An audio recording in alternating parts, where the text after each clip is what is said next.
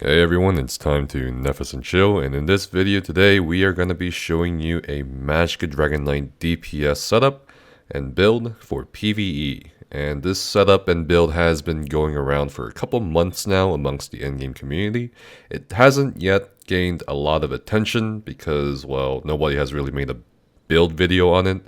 It's mostly been kind of shared through, ESO logs or just by word of mouth in Discord. So I figured I'd share this with you guys because this is one of the strongest single target and cleave setups for Magicka DK in PvE. This is one of the reasons why a lot of people, maybe you've noticed, whether you're from Xbox or PC, why a lot of people are going over to Magicka DK again, and why Magicka Dragonknight class is one of the best DPS classes now, arguably the best Magicka DPS class, although some classes do get still do get close to the Magicka DK. So I'm going to be showing you guys the item setup, the alternatives, and the blue champion points and so forth. And at the end of the video, or near the end of the video, I'll be showing you guys what the rotation basically is. I mean, it's pretty straightforward. And I'll also be showing you guys Atsona's from Atsona's Academy, Atsona's video on him doing this setup in Veteran Asylum Sanctorium hard mode, with the exact same setup I've got here on the PTS, just to show you guys what it is. Alright, so basically, it's 2 Zon for the monster piece, but this can be alternated with 1 piece Ice Heart and 1 piece Zon, and you'll have 2 piece spell crits. This is because there are a lot of situations where Zon is not very reliable, or rather, it's kind of uncomfortable to use if the target keeps breaking away from you. That's a pretty big DPS loss. Or if it doesn't even work at all. For example, in Sunspire, Zon does not work on dragon hitboxes still. So best bet is usually 2-piece spell crit. Otherwise, you can do 2 slime crawl for things like Asylum Sanctorium hard mode, where you may not have a high minor berserk uptime through combat prayer from your healers. So this is also another option. 2-piece Ice Heart is also another option to play it really safe, and again, it still has a 1-piece spell crit despite the recent nerfs, so it's still a decent monster set to use. So these are the alternatives monster set, but generally speaking, you want 2-piece spell crit generally, and I'll go over the alternative setup in general in a bit. 5 False God. This is a lot of sustain that is given to us as Magicka DKs, and it has really strong set bonuses, like 2 instances of spell crit, spell damage, max magicka, and I do highly recommend getting perfected. A lot of people ask us what's the damage difference between perfected and non-perfected. It's about 2%, so it's up to you if you want to farm perfected or not, but you can slowly work on farming it. It's up to you. And we do get the 8% cost reduction to our Magicka abilities, every Magicka ability. That's pretty insane, and for trash that's even more insane, right? And especially with fights with bosses with ads, this is really nice to have. And for our 3-piece on jewelry, this is where things get interesting. We have Willpower. Yeah, a lot of setups these days for no matter what Magicka DPS classes, it's like 3-piece Mother Sorrow staff on the front bar. But for this particular setup, the Asylum Willpower setup, we're gonna have 3 Willpower on the jewelry. Now, there's gonna be probably some of you asking, well, why Arcane? Why not Bloodthirster Infused? It is true, Infused does slightly pull ahead, but if your group is having difficulty sustaining you, or just difficulties in general, or if you're having trouble with sustain, which you really shouldn't, but if you do, then you can go with Arcane. Infused does slightly still pull ahead, but if you don't have the Transmute Stones, it's not really a huge DPS loss. Bloodthirsty is basically for fights where you get the most out of Execute. Really prime examples of this is Assembly General hard mode in Veteran House of Fabrication, Yona Kryn in Veteran Sunspire. Infuse and Arcane is mostly to push your pre-execute damage as fast as possible, like Zamaja in Cloud Rest, Rakat for a Pad 3 or Pad 5 burn. So those are prime examples of when you should be using Arcane Infuse and when you should be using Bloodthirsty. On the dummy, you can use Bloodthirsty, but we're going to talk about that in a bit. The Asylum Perfected Inferno Staff. You want Perfected. The non-Perfected does not give you a very good uptime on applying burning and so forth.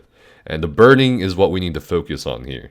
The burning component of this build gives you so much DPS, it's insane. I just did a quick parse on the raid dummy over there, and it was like 8.4, 8.3k alone from burning. In other raids I've been in, I've seen people get much higher than that. So it's really good. And as a quick note here, you want precise on the front bar, and you want double dot poisons on the front bar as well. So your enchantment does not really matter here as long as you have a precise staff and you have double dot poisons. Basically the same poison stam DPS use. The crown lethal poison here is another, just the same example of that. And over here on the back bar, we have the Maelstrom's Inferno infused to boost our weapon damage enchantment. And of course, the Crushing Wall set, your light and heavy attacks deal an additional X amount of damage, or 1341 damage to enemies in your wall of elements. So it's pretty important that, again, just like any other DPS build, you keep up your light weaving as much as possible. And that's pretty much it for the general setup. Now, there are alternatives that are used with the Asylum and Willpower setup. Instead of a monster set, you could do False God on jewelry, and like on the staff, or not on the staff, I'm sorry, on the 2-piece body, and you can also do New Moon Acolyte on the rest of the 5 pieces. New Moon Acolyte is a pretty strong set as well, and that can be used not just for trash, but also for single target boss fights. And that's pretty much it for the alternative. Again, where you don't use this, however, this Asylum Willpower setup as a Magicka DK is fights where you may need to focus a lot of ads. So the prime example here is the Navintas hard mode fight in Sunspire, where you need to, or even the Navintas fight in general, not even hard mode, for those big ad waves, the 6 ad waves before Navintas gets to execute.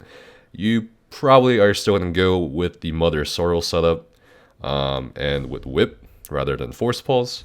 So that's another consideration. But yeah, let's go over the bar setup. So front bar is pretty straightforward. Instead of Whip, you have Force Pulse. And this of course plays into the Asylum Perfected Inferno. Every second cast of Force Shot will always apply the Burning, Concuss, and Chill status effects. And this is really, really important in keeping up not just the damage from burning, but also Combustion, the passive, which also ties in with using poisons. Because there literally is no cooldown in Combustion, which is pretty insane. It's a lot of sustain, it's a lot of damage, a lot of sustain. It's just really great. Basically, it says increase the damage of your burning and poison status effects by 50%. Great. When you apply burning to an enemy, and when you apply poison to an enemy, you restore 500 Magicka and 500 stamina. That's pretty good. Alright, so Burning Embers is going to be your first dot on the front bar. Pretty easy to keep up in rotation alongside Engulfing Flames. Then the second is Force Pulse and Flames of Oblivion. You just pretty much reset it after every 15 seconds. Inner Light on the front bar, and Shooting Star on the front bar as well, because from the Mages Guild passives, we do get a extra max Magicka and Magic Recovery per Mages Guild slotted. So this is going to front load our max Magicka in the front bar by quite a bit here. And on the back bar, we want Eruption.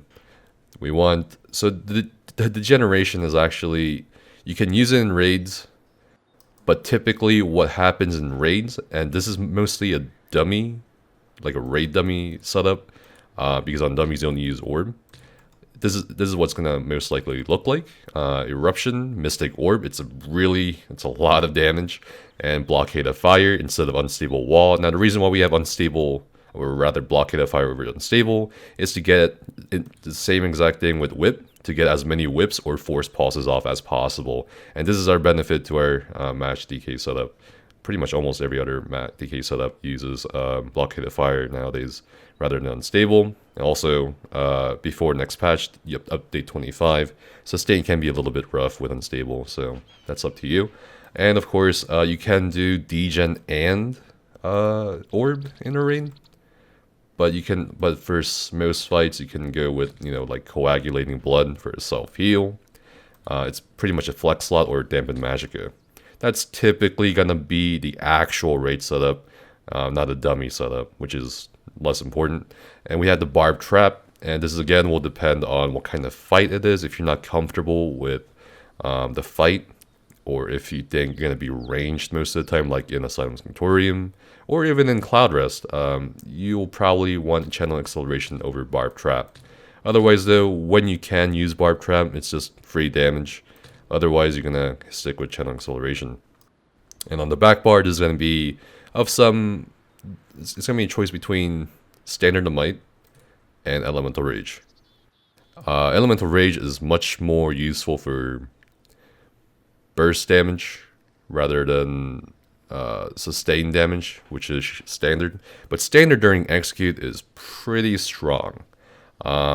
Basically, I would only use Elemental Rage if your group absolutely needs the additional AoE damage, like say during Navintas, or burst damage in Asylum Sanctorium, as you'll see from Atsona's video here pretty soon. But yeah, that's pretty much it for the gear, alternatives, the bar setup, and I forgot to mention the race earlier and the Munda Stone. The race can be High Elf. You can be a Breton, but I think Breton is still overkill, and this build and setup won't really change next patch actually. Next patch is pretty much going to remain the same for Magicka Dragonknights, for most classes actually. Next patch is more of a performance fixes rather than gameplay balance. So you're still going to have this insane setup, Perfected Inferno, Asylum. You're going to have Burning proc pretty much every second. Nothing's really going to change. And again, it's going to be a High Elf Dragonknight. The sustain from DK right now is... It sounds strange for those of you who PvP on MagDKs and have DK'd in the past. Maybe around Morrowind or something. But the sustain is pretty ridiculous right now on PvE MagDK at the very least. But yeah, High Elf, I would highly recommend High Elf, no pun intended. But you can go with Breton if you don't trust your groups you're in or you pug a lot. 64 max Magicka, you don't need any to health or stamina. Typical max Magicka is around 39,000 to 42,000. Your max health will be a lot higher in raids due to minor toughness or Ebon. You're realistically looking at maybe like 22,000 health in raid. Maximum stamina, 10,000 stamina. Spell damage, spell crit. On the PTS it says 30% but that's just a stat bug on the PTS. Precise. Rather than infused front bar or so forth. And spell resistance, physical resistance, whatever. We do have the Shadow Munda Stone. You don't want the lever or whatever. And that's pretty much it. And you want the Arteum Pickled Fishbowl. Onto the CP.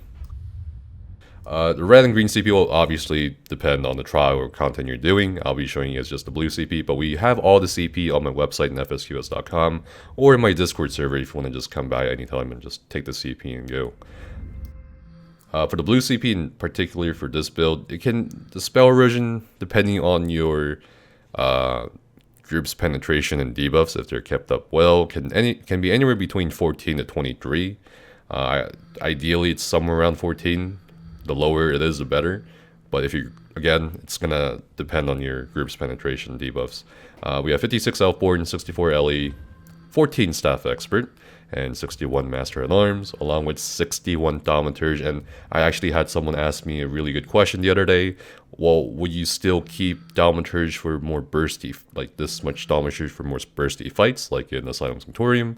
And that's a kind of a tough question to answer because it, again, depends on how fast your group can get those spheres down. But also, I mean, again, as you'll see in the video, it should be fine. The 61 Dom should be fine for the more bursty fights still. But yeah, that is it, guys. That is the Magicka Dragonknight with the Asylum / Willpower setup. Let me know if you guys have any other questions in the comments down below. Thanks for watching the video. Hopefully you guys have, this is your first time learning of the build. It's been circulating for a few weeks now, and I just thought I would share it with you guys. And a lot of people have been requesting me to make a build video on it. So there you go. That's it.